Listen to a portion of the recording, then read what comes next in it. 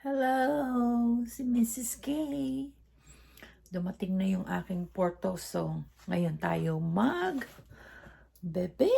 ng Portos.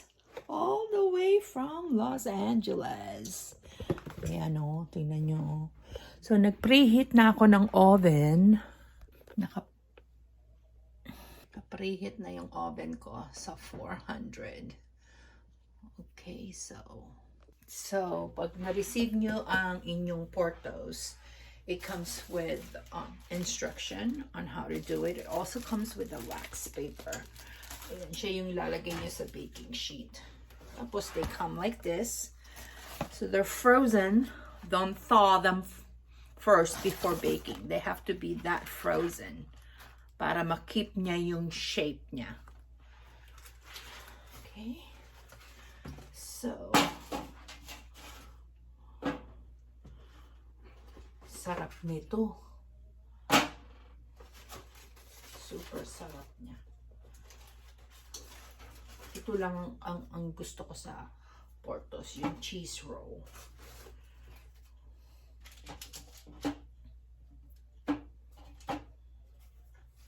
So, malaki naman yung baking sheet ko. So, hindi naman ako magluluto ng madami. Kasi they're not good when they get cold. So, ito lang yung kakainin namin for today. Tapos yung the rest, whenever. You just bake it as you want them. Lagay mo lang siya dyan. Tapos antayin mo hanggang mag-start, nagpipreheat yung oven. Then you put this back in the ref. Actually, in the freezer. So, ganyan lang siya, oh. Ready to bake! Diba?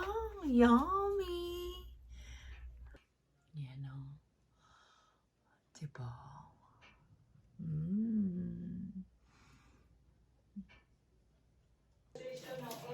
Ilalagay na natin sa oven.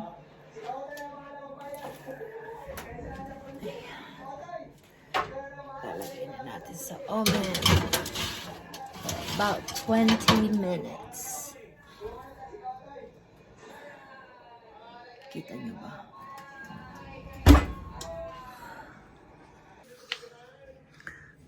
Ayan na ang ating cheese roll. Diba? Tingnan natin. In reality, hindi pa siya, ano. Let's wait.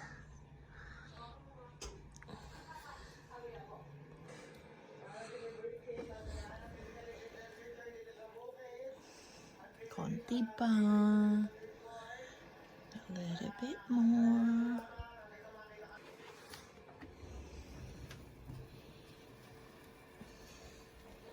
Pwede na, no?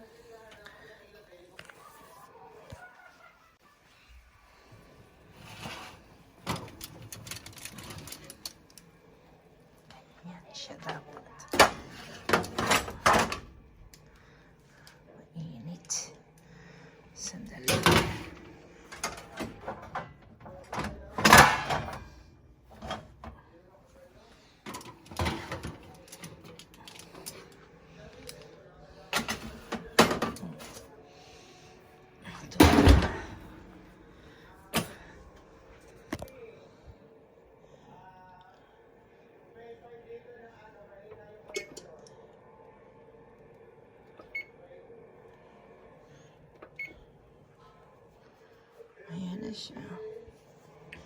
So now we have to let it rest for about 15 minutes.